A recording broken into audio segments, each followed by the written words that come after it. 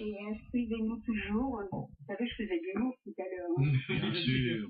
Hein, mais c'est vrai que voilà. À bientôt. À bientôt, Garance. Garance. Au revoir. 01 34 12 12 22. Bonjour, qui est là? Bonjour, c'est à vous. Alors, il n'y a personne sur cette ligne. Bonjour, c'est à vous. Voilà, vous avez appelé pour raccrocher, c'était pas la peine. Alors, je vais revenir au message via Internet. Alors, ça sonne. Et apparemment, il y aurait quelques petits soucis de ligne téléphonique. Bonjour, c'est à vous. Salut les amis, c'est John. Salut, John. Bonsoir. Bonsoir. Salut, John. Bonsoir Jean-Claude, bonsoir Jean-Pierre.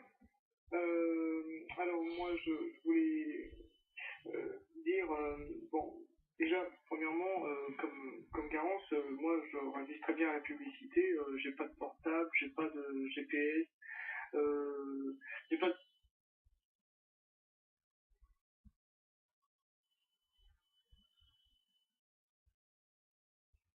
voiture, et quand j'en aurai une, ça sera une Dacia, c'est-à-dire avec les titres manuels et sans électronique. Mais alors, John, tu n'es pas un consommateur? Non, je suis je sais pas, on peut pas dire que je sois un grand consommateur, non. Et je me porte pas plus mal. J'ai pas d'ordinateur non plus. J'ai pas de console de jeux vidéo.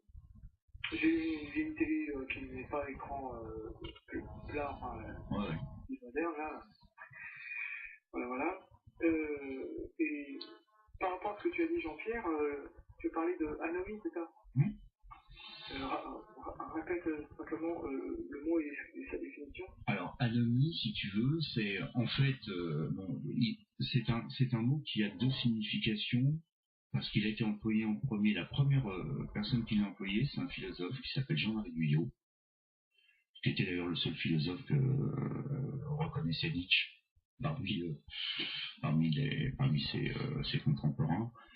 L'anomie, si tu veux, c'est un mot ensuite qui a été repris par Durkheim, qui est un sociologue, dans son livre sur le suicide, et qui a été également repris par Frédéric Hayek, qui est un des grands théoriciens d'économie moderne. Alors l'anomie au départ, c'est quand il y a un décalage entre les valeurs qui sont communément enseignées et la réalité de ce que peuvent vivre les gens. Est-ce que ça te paraît clair, hein? Oui, tout à fait, mais en t'entendant en parler tout à l'heure, moi j'ai pensé simplement à cette idée que, en fin de compte, pour tout mal, comment dire, oui. Vaut un bien, quoi, je veux tout dire. Tout mal vaut un bien. Et donc la sortie, exactement, et la sortie positive, si tu veux, par là, pour arriver à des choses positives. Absolument. Et la sortie positive, donc, et là on va être dans une pure logique économique, puisque comme je dis, en final, nous ne sommes que des acteurs de scénarios qui ont été préalablement décidés un jour par des économistes. Ce qui est bien dans les... en fait, en période de crise, il faut être très créatif pour s'en sortir. Ça, c'est le message qu'on peut dire à tous les éditeurs. Donc, on va tous devoir être très créatifs. Et adaptable. Absolument. On va devoir aussi changer de comportement sur tout un tas de choses. Qui ne sont pas forcément des privations. Hein. Bon, toi, tu es déjà dans un modèle, on va dire, low cost, si j'ai bien compris. Je suis déjà dans un mode privatif, donc ça ne changera pas beaucoup. Non, ça ne changera pas. Visiblement, tu ne... Au contraire, ça sera les autres qui apparemment devront priver pour... Et moi, je continuerai sur cette voie, quoi. Oui. Et alors, je vais même aller dans ta voie. Tu sais, moi, j'ai assisté à cette fameuse conférence qu'il y a eu sur l'indice du bonheur, dont tu vas entendre parler forcément dans les mois qui viennent, c'est celui qui va remplacer le PIB, l'indice du PIB. Donc, on a compilé des données de 95 pays avec une question dans quelle mesure, très simple, votre situation vous rend-elle heureux. Et après, on a noté de 1 à 10. Bon, on s'aperçoit que la moyenne mondiale financière, qui est effectivement corrélée avec le bonheur, c'était 13 500 $. Enfin, voilà, annuel. Hein. Après, on s'aperçoit que plus les gens ont de l'argent, plus ils ont multiplié leurs besoins en proportion. Donc, il y a effectivement un stade qui est nécessaire, et après, on rentre dans des choses où on ne fait que multiplier ses besoins en fonction de ses revenus, sans avoir plus besoin de ça. Tu comprends?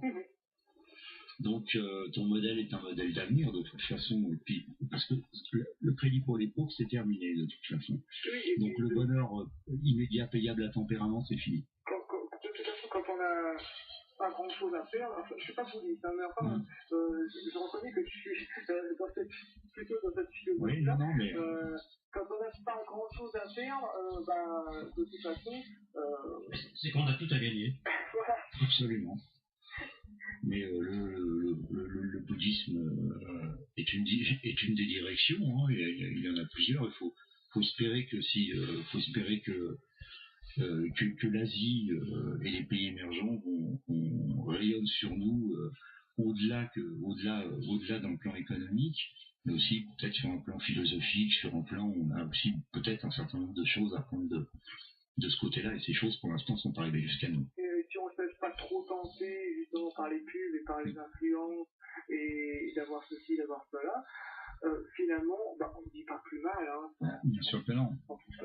Alors après, c'est vrai qu'il y a une organisation qui est un peu au niveau de la distribution. Même si nous changeons de comportement, oui. Jean-Pierre Crépin, est-ce que cette crise va disparaître? Non, la crise, elle est là. C'était une crise qui, au départ, était une crise financière. Est-ce que c'est par de bon sentiment que de vouloir ne pas s'offrir le superflu et de n'avoir que simplement l'indispensable? Mais qu'est-ce que l'indispensable? Qu'est-ce que le superflu? Manger, c'est indispensable. Avoir un toit sur la tête. Absolument. Indispensable. J'aime d'accord. Moi, j'ai déjà vécu dans une voiture. Donc ça veut dire que le changement de nos comportements pourrait amener une embellie? Mais oui, puisque dans la mesure où, comme je te le disais tout à l'heure, derrière chaque acte d'achat, il y a un plan social qui se dissimule. Pour l'instant, on ne fait pas le lien entre le fait qu'on achète tel truc, que ça délocalise tel truc, que c'est machin, personne ne fait le lien. On ne fait pas de lien entre nos achats et les conséquences que ça a. Même à une époque où j'étais, on va dire, SDF, je me suis toujours démerdé pour avoir un toit sur la tête, c'est-à-dire vivre dans une petite cabine occupée ou louer un box ou vivre dans ma voiture. Enfin bref, j'ai jamais été clodo et je me suis toujours démerdé pour avoir un toit sur la tête, même si j'étais SDF. Donc je sais m'adapter. J'ai beaucoup de défauts et je les connais, mais j'ai aussi quelques qualités et parmi celles-là, c'est de savoir s'adapter. Absolument. Bah écoute, tu es prêt pour la mutation. Tu n'as pas de souci à te faire. Ouais. Si tu as compris ça, et comme le chantait Nougaro, ce sera la mutation. Ouais. Mais encore faut-il connaître Nougaro.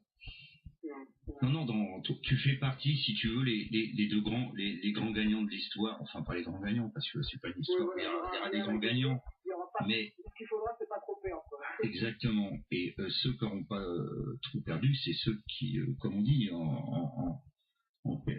si t'as pas ni dette ni intérêt, si tu veux, t'as pas grand-chose à craindre. Voilà. Ça, j'en fais une de mes... N'empêche que les mômes qui naissent, ils se retrouvent avec 50 000 dollars 50 000 euros, ouais. 50 000 euros, oui. Ouais. C'est vrai que je ne dois d'argent à personne. Ouais, mais bon... Tu peux marcher la tête haute. C'est bien. Bravo, John. Et au moins, tu ne seras pas obligé de te retrouver esclave. C'est vrai que je suis contre que... Pareil, on parlait de se laisser avoir par la pub et tout ça, je me suis jamais, et je me ferai jamais avoir par ces trucs de crédit, quoi. Je suis contre le crédit, quoi. Vivre à crédit, c'est vraiment pas mon style, ni mon trip.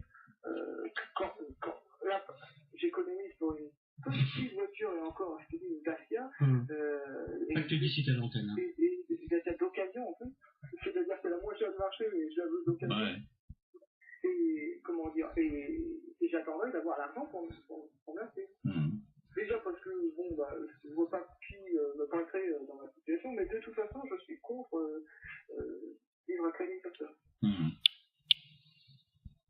Non, mais c'est bien, tu ne crains rien. Alors j'ai entendu tout à l'heure. John, il y a d'autres appels en attente là, c'est l'heure. Est-ce que tu veux rester à l'antenne pendant quelques instants? Ou alors poser une question? Avoir 5 minutes de plus, non, c'est pas possible? 3 minutes. Alors 3 minutes, allez. Si la personne qui est à côté veut bien attendre, attends, bouge pas que je la mets à l'antenne. Bonjour. Bonjour, c'est à vous?